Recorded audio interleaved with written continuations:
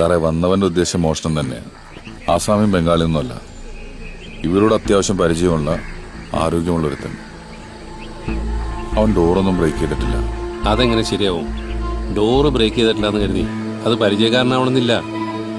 രാത്രി വാതിൽ തട്ടുന്ന ശബ്ദം കേട്ട് വാതിൽ തുറന്നു കൊടുത്താണെങ്കിലും അങ്ങനെ ആകാലോ.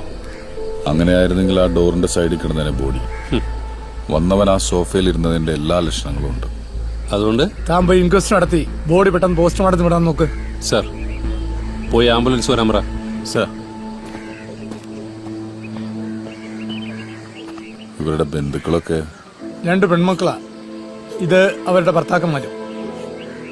സംഭവം കണ്ടത് ആദ്യം ആരാന്നാ പറഞ്ഞേ? എന്റെ മോനാ സാറേ.